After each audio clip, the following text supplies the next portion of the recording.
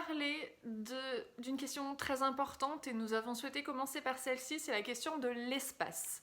Alors que vous soyez en appartement ou en maison, sachez qu'il ne faut pas avoir énormément de mètres carrés pour pouvoir être famille d'accueil et accueillir un petit protégé chez vous.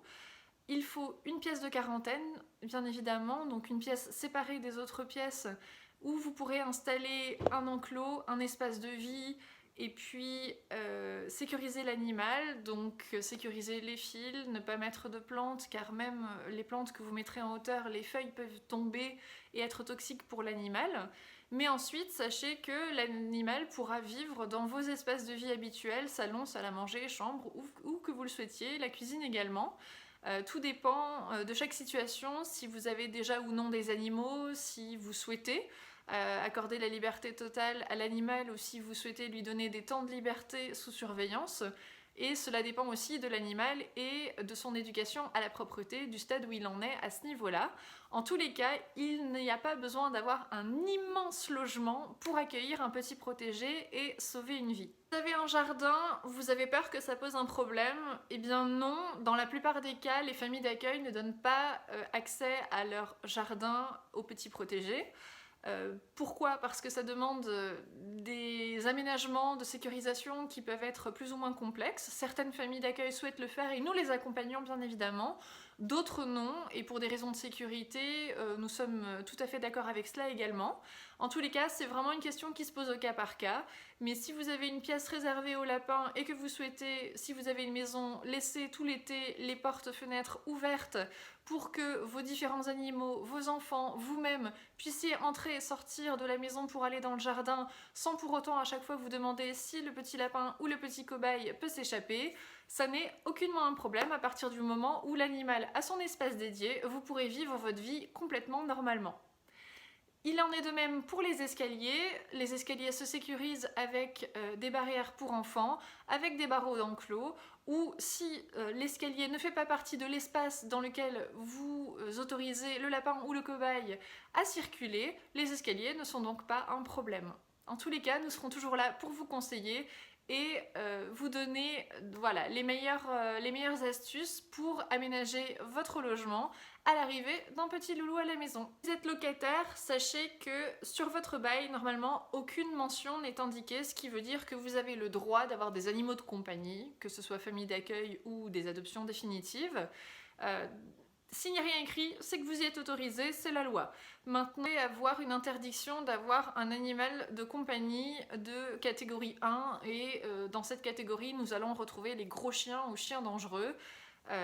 Voilà, donc là, il faut vérifier bien évidemment votre bail, mais c'est vraiment très rare.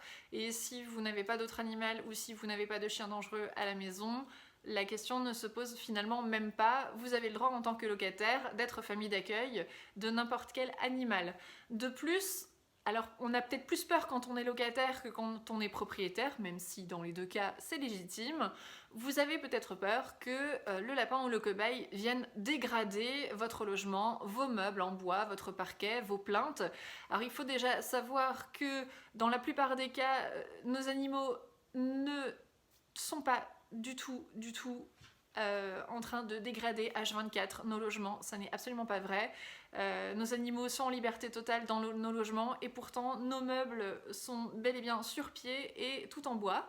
Donc aucune inquiétude là-dessus. Il y a une partie bien évidemment éducative et il y a aussi le fait de pouvoir donner à l'animal des jouets qu'il va pouvoir ronger, grignoter et s'occuper, car c'est souvent une cause d'ennui et un besoin de ronger pour limer ses petites dents qui va faire que le lapin ou le cobaye va avoir tendance à grignoter, mais en tous les cas, ça n'est pas pour le plaisir de dégrader votre logement. Pour ma part, mon logement n'est absolument pas dégradé, aucune plainte, aucune porte, rien en bois n'a été attaqué, donc je comprends cette peur, mais c'est une énorme idée reçue.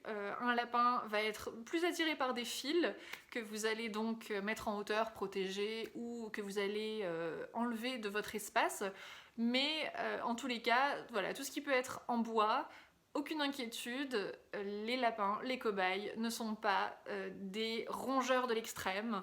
Ce ne sont d'ailleurs pas des rongeurs du tout concernant les lapins. Donc il n'y a vraiment pas de souci à avoir à ce niveau-là.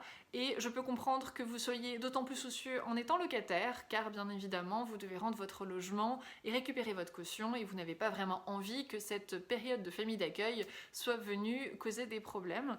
Mais en tous les cas, vraiment rassurez-vous, c'est une énorme idée reçue sur ces petits animaux et qui est bien heureusement fausse. Si vous avez besoin d'autres conseils, si vous avez d'autres questions concernant les espaces de vie de ces animaux à la maison, à l'extérieur, n'hésitez vraiment pas à nous les laisser en commentaire de cette vidéo. Nous y répondrons, nous répondrons à chacune de vos questions, à chacun de vos commentaires. Vous pouvez utiliser également les messages privés, le mail de l'association Le Pompon d'Oreo.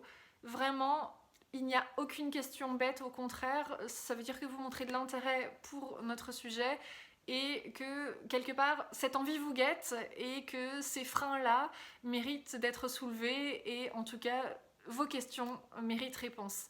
Je vous dis à très bientôt pour une prochaine vidéo. Bye bye.